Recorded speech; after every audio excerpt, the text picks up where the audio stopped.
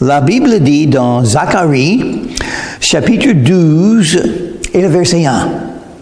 Racla, parole de l'Éternel sur Israël. Ainsi parle l'Éternel, qui a étendu les cieux et fondé la terre, et qui a formé l'esprit de l'homme au-dedans de lui. Prions. Merci Seigneur pour les prophéties que tu nous donnes dans la Bible, afin que nous puissions connaître un petit peu de ce que tu vas faire dans l'avenir. Aide-nous à te louer et te croire. Merci. Aide-nous à amener des gens à toi, afin qu'ils puissent être sauvés par foi en toi, Seigneur Jésus. Dans ton nom, je te prie. Amen. Donc, chapitre 12 de Zacharie, c'est un commencement de parler de l'avenir, surtout l'avenir d'Israël. Il a dit, parole de l'Éternel sur Israël. Dieu n'a pas fini avec Israël. Il a commencé avec Abraham et la promesse qu'il a donnée à Abraham. Mais il n'a pas encore fini. Il y a beaucoup encore à faire. Malgré l'antisémitisme, malgré la haine du diable contre le peuple des Juifs, malgré toutes les choses horribles qui vont encore arriver au peuple des Juifs, Dieu a un avenir pour Israël.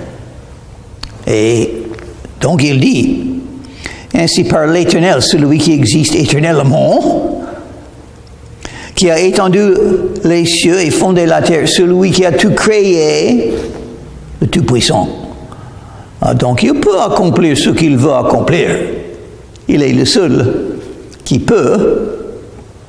Il fait tout ce qu'il veut. Dieu fait tout ce qu'il veut. Moi, non. Il y a beaucoup de choses que j'aimerais bien faire.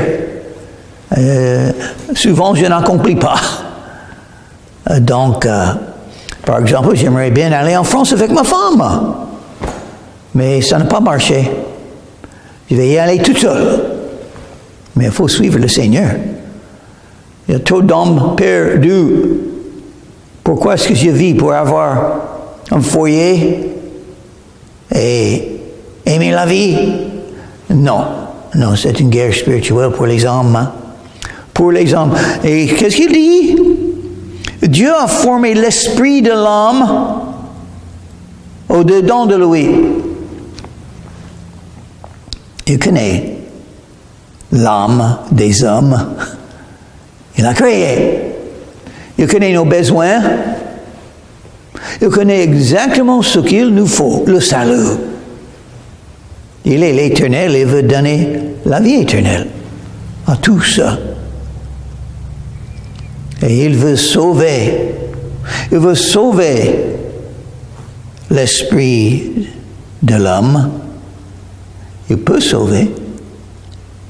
Romains chapitre 10 et le verset 13 dit « Quiconque invoquera le nom du Seigneur sera sauvé. » Dieu aime sauver. Jésus est venu dans le monde pour sauver. Jésus a été attaché à la croix pour vous sauver et me sauver et tout sauver. C'est l'objectif de Dieu et il veut sauver les Juifs aussi. Israël, le prince de Dieu. Voici, je ferai de Jérusalem une coupe d'étourdissement pour tous les peuples d'alentour et aussi pour Juda dans le siège de Jérusalem. Oh, quelque chose va arriver dans l'avenir à Jérusalem. Encore, c'est arrivé déjà des fois. Il va être entouré de ses ennemis qui vont venir détruire. Ce que Hitler a fait sera rien en comparaison avec l'Antéchrist. L'Antéchrist sera juste au point de tout détruire. Et c'est quand Jésus reviendra, on va lire un petit peu en Zacharie Et Romains chapitre 11, on va lire. Verset 3. Et même c'est la bataille d'Armageddon. Pourquoi Armageddon? Les armées de l'Antéchrist seront en Israël pour détruire les Juifs, pour tous tuer. Récemment, on a vu quelques-uns des terroristes qui sont entrés en Israël, ils ont tué 1000 quelque chose, des innocents. Mais ça sera toujours l'objectif des terroristes. L'Antéchrist sera comme eux en ce qui concerne Israël. L'Antéchrist va avoir beaucoup de pouvoir sur la terre.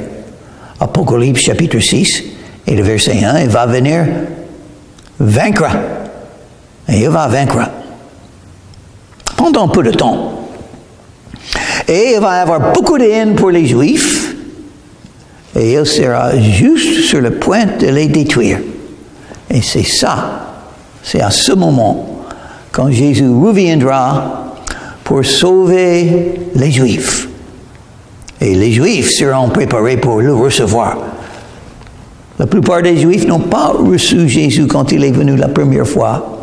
Mais tous qui restent vivants, tous qui restent vivants, vont recevoir Jésus-Christ quand il revient la deuxième fois. Et voilà. Chapitre 10 et verset 1 de Romains. Frères, le vœu de mon cœur et ma prière à Dieu pour eux, c'est qu'ils soient sauvés. Il parle des Juifs. Chapitre 11 de Romains et verset 26. Et ainsi, tout Israël sera sauvé. Selon qu'il est écrit, le libérateur viendra de Sion et il détournera de Jacob les impiétés. C'est toujours le problème des péchés. Comment est-ce que les Juifs peuvent être sauvés? Ce sont les peuples de Dieu dans un sens, parce que ce sont des descendants d'Abraham. Et ça, c'est selon la chair. C'est l'esprit qui doit être sauvé, on vient de lire. Dieu a formé l'esprit dans l'homme. Comment avoir l'esprit sauvé dans ce siècle où nous habitons, dans cette période de temps? C'est le même pour les Juifs et les païens. C'est le même pour les Juifs et les Grecs. Il faut être sauvé par foi en Jésus. On vient de citer Romains chapitre 10 et le verset 13. Quiconque, juif ou non juif, musulman ou chrétien, quiconque invoquera le nom du Seigneur sera sauvé. Donc les musulmans peuvent être sauvés comme les juifs, comme les païens, comme tout le monde. Invoquez le nom de Jésus, il est le sauveur. Intéressant. Jésus se trouve dans la Bible, bien entendu, sa vie, ses enseignements. Il se trouve aussi dans le Coran. Moi, j'ai lu le Coran 2 fois, donc j'ai vu le nom de Jésus assez souvent. Jésus est dans le Coran et il est dans la Bible des Juifs, qui est l'Ancien Testament. Le Messie, c'est juif, c'est Jésus. Et on va voir Zacharie. Les choses étonnantes que Zacharie va dire de Jésus-Christ et sa crucifixion. Écrit 600 ans presque avant la crucifixion de Jésus-Christ. Zacharie chapitre 12 et le verset 3. En ce jour-là, l'avenir, la fin de temps, je ferai de Jérusalem une pierre pesante pour tous les peuples. Pourquoi une pierre pesante? Un problème qu'on ne peut pas résoudre. Le grand problème d'Israël et les Juifs, quoi faire avec? Il y a maintenant une guerre qui se passe en Gaza. Il y avait plusieurs guerres depuis 1948. Et comment résoudre ce grand problème? Une pierre pesante. Oh, l'Antéchrist va avoir un plan.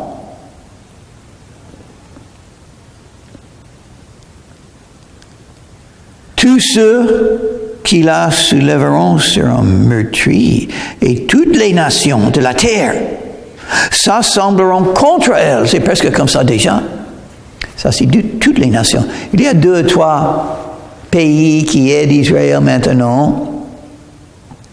Mais le jour viendra que personne aidera Israël. C'est ce que Zacharie a dit. Oui, quand l'Antéchrist est là, parce qu'il aura beaucoup d'autorité dans toutes les nations. Et toutes les nations seront contre Israël. C'est ce que ça dit, verset 3. Toutes les nations de la terre s'assembleront contre Israël, contre elle. Ça c'est un grand problème pour Israël, la fin des temps. Quand toutes les nations seront contre elle pour détruire. Ils vont décider de tout détruire les Juifs. Le monde va décider. Maintenant, ce sont quelques-uns des terroristes qui ont cet objectif, mais leurs idées vont croître. Et ça commence. L'antisémitisme, ça se voit dans les rues aux États-Unis. Pas quand j'étais enfant. Et cette haine en croissance. On a oublié déjà ce qu'il a fait, oui, on a oublié. Cette haine. Et les innocents tués. Incroyable. Mais la Bible dit, ça va arriver. Oh, mais qu'est-ce qui se passera pour sauver les Juifs? Jésus. Il est le sauveur des Juifs et des païens. Et même, quand l'ange a dit à Marie, avant qu'elle était enceinte, tu auras un enfant et il faut lui donner le nom de Jésus, parce qu'il sauvera son peuple de ses péchés. Et qu'est-ce que c'est le peuple? Les Juifs. Il est venu premièrement pour les Juifs, après les païens. Nous sommes entrés dans la promesse. Heureusement pour nous. Mais Jésus est le Messie. Celui qui a été promis aux Juifs. D'abord. En ce jour-là, dit l'Éternel, je frapperai d'étourdissement tous les chevaux. Et les chevaux sont utilisés pour quoi faire? Les armées. Et de délire ceux qui les monteront. Délire par la victoire.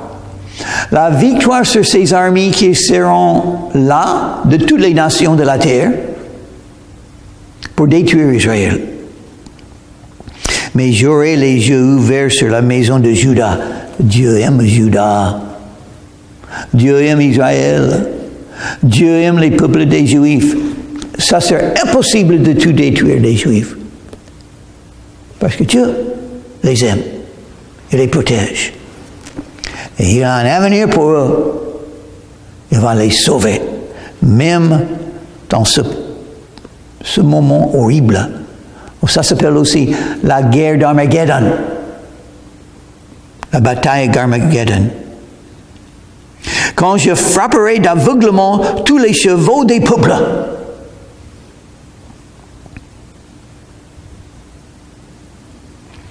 Les chefs de Juda diront en leur cœur, les habitants de Jérusalem sont notre force, par l'Éternel des armées, leur Dieu. Quand Dieu décide à faire quelque chose, il va le faire. Et moi, je pense que c'est une bonne manière de vivre la vie. Un jour, on décide à faire quelque chose.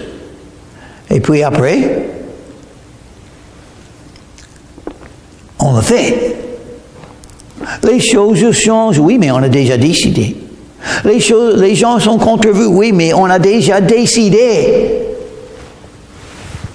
Et c'est comme ça avec Dieu. J'aimerais bien que je puisse vivre comme ça. J'ai déjà décidé que si la porte s'ouvre pour moi, j'entre en la France pour parler de Jésus. Pour amener les gens à croire en Jésus. Parce que Dieu a formé l'esprit de l'homme au-dedans de lui. C'est ça qui est important. C'est ça qui a la valeur. Pas l'argent. J'aimerais bien avoir beaucoup d'argent pour acheter des immeubles pour des églises dans la région. Il n'y en a pas beaucoup quand même. 12 villes dans la région de Gouffre de Saint-Tropez. Et combien d'églises? 2 que je connais. 2 pour 12 villes. J'habite dans une petite ville en Floride. Il y a 40 églises. Et même il y a des grands besoins spirituels ici aussi. Il y a pas mal de gens, quand je parle de Jésus dans les rues, dans les parkings, dans les magasins, je donne mon tract, je parle de Jésus. Et souvent, la moitié du temps, peut-être plus que ça, les gens, je connais Jésus déjà. Jésus est dans mon cœur. Combien de gens disent ça en France? Je peux parler avec 20 000 personnes. Le mois de entre mars et avril, 4 semaines, j'étais dans cette région. J'ai fait une petite visite à toutes les 12 villes. Et combien de gens m'ont dit, combien de Français m'ont dit, oh, je crois déjà en Jésus, il est dans mon cœur. 2 ou 3. 2 ou 3. C'est tout? Incroyable. Ça ne peut pas être le besoin. Qu'est-ce que Dieu veut faire pour les Français? Il veut les sauver. La même chose que pour Israël. Jésus veut sauver les hommes perdus. Il est mort sur la croix pour sauver. Maintenant, il y a quelques coins qui disent, je suis croyant. J'ai la vie éternelle. La vie présente n'est pas importante, c'est la vie après. Il y a un grand besoin, je peux faire quelque chose. Je vais le faire. Dieu voulant, par la grâce de Dieu et la miséricorde de Dieu. Mais ceci, Dieu va le faire. Tous les pays du monde seront contre Israël en ce moment. Et les armées seront là pour détruire. Qui peut sauver Israël maintenant? Dieu seul. Et il va le faire. Donc Dieu seul peut m'aider dans ma situation. Qui va m'aider? Qui va me donner beaucoup d'argent? Qui va m'encourager?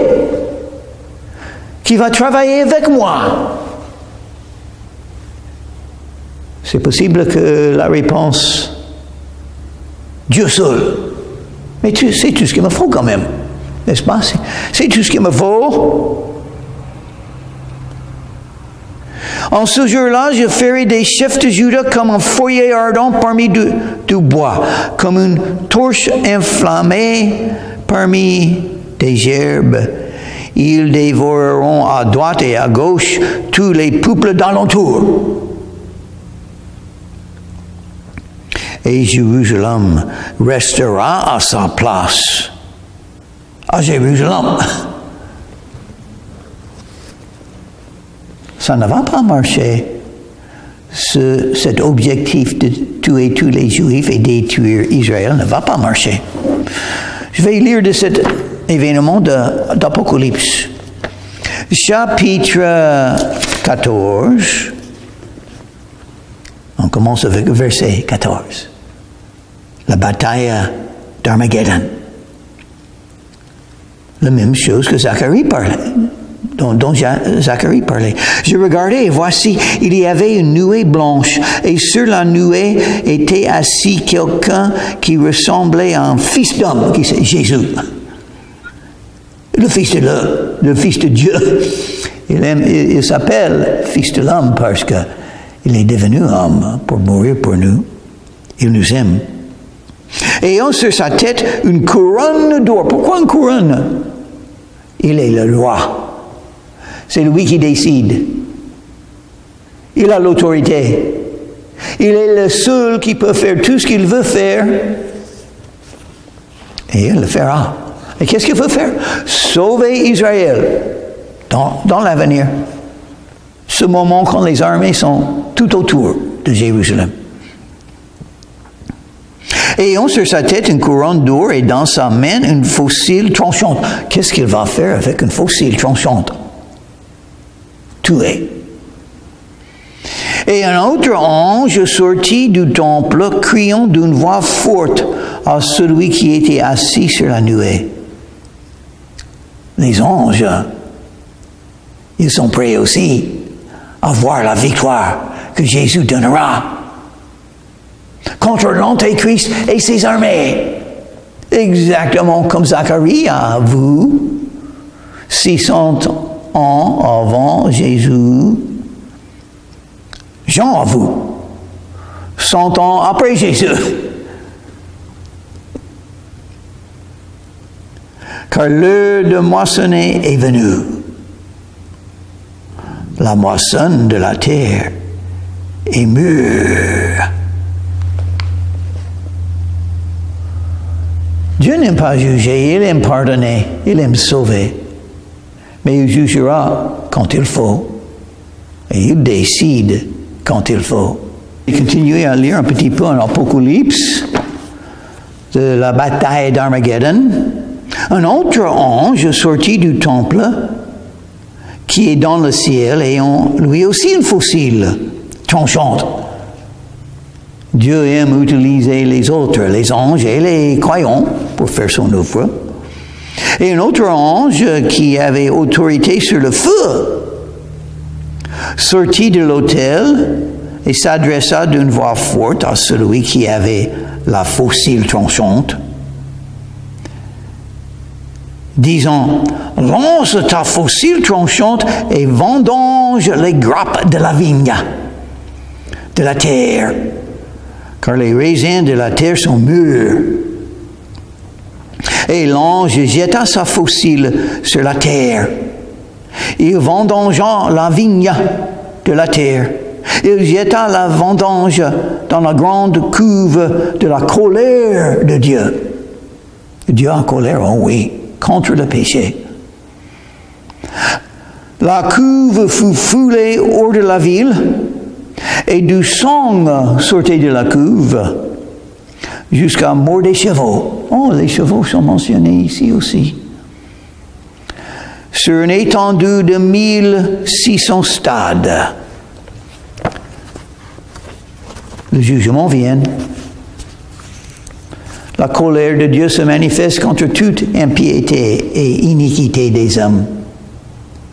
C'est pourquoi il faut amener les gens à Jésus. Si on ne croit pas en Jésus pour te sauver, nous serons détruits éternellement. C'est horrible.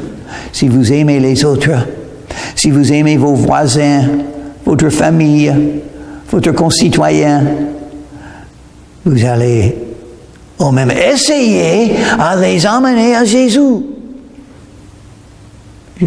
C'est pourquoi Jésus a dit, allez dans tout le monde et annoncez l'évangile à toute créature.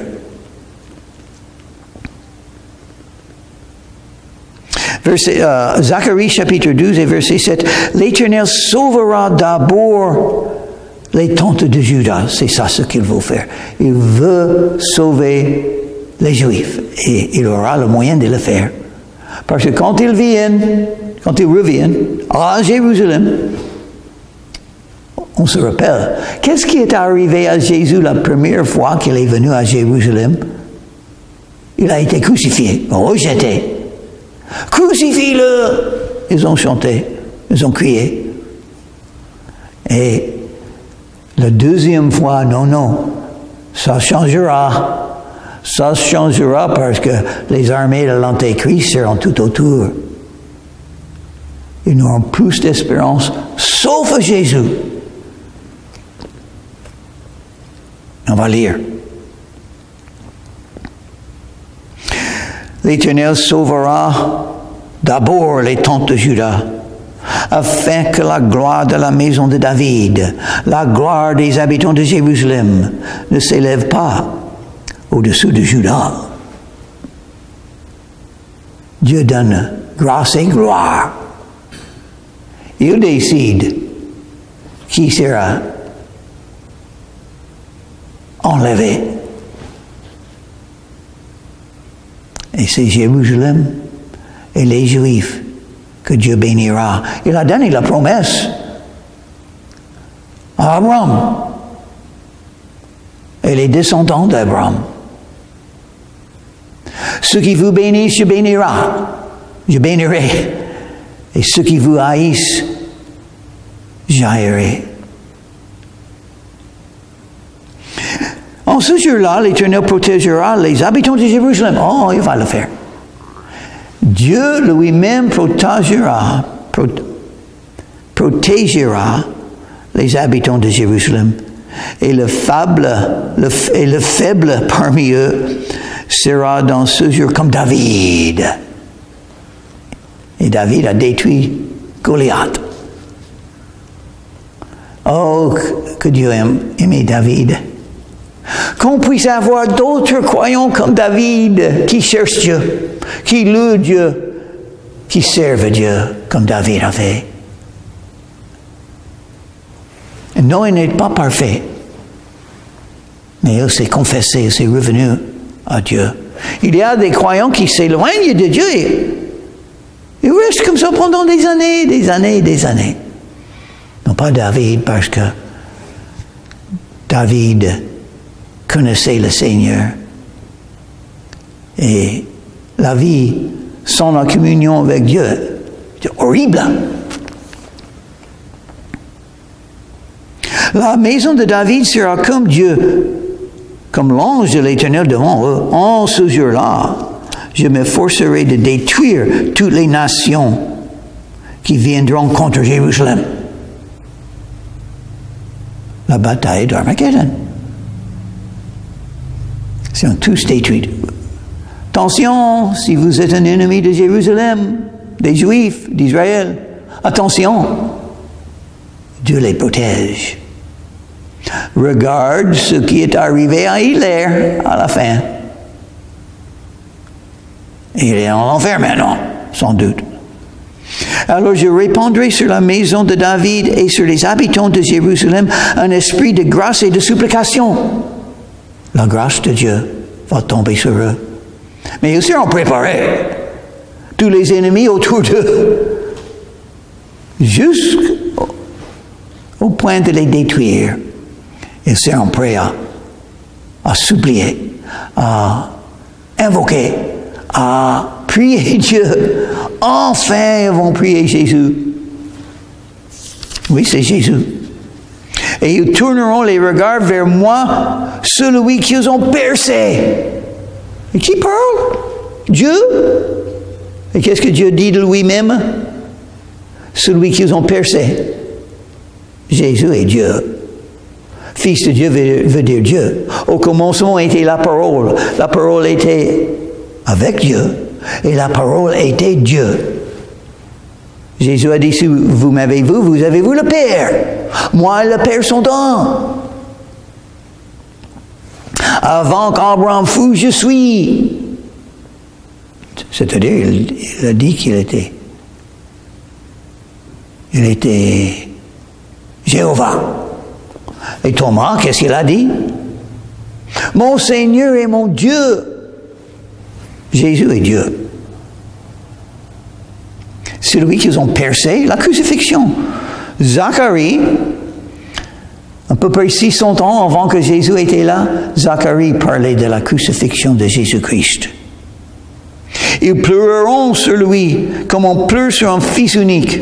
Enfin, les Juifs, tous les Juifs qui restent sur la terre, vont pleurer, vont croire, vont prier Jésus, vont aimer Jésus, vont recevoir Jésus, vont connaître Jésus, seront sauvés par Jésus. Ils pleureront amèrement sur lui comme on pleure sur un premier-né. En ce jour-là, le deuil sera grand à Jérusalem comme le deuil d'Ahadrimom dans la vallée de Megiddo. Voilà. Dans la vallée de Megiddo. La guerre, la bataille d'Armageddon.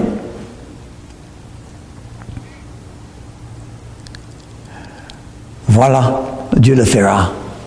Parce qu'il est le Sauveur et parce qu'il a, dans son dessein, un avenir pour Jérusalem. Heureusement pour tous les croyants en Jésus, nous avons un avenir aussi avec Dieu, avec Jésus. Et c'est par sa grâce. Par la grâce de Dieu, il a touché nos cœurs et nous avons invoqué le nom de Jésus et nous sommes sauvés. Si vous n'êtes pas sauvés, vous pouvez être, si vous invoquez le nom de Jésus pour vous sauver, il vous sauvera.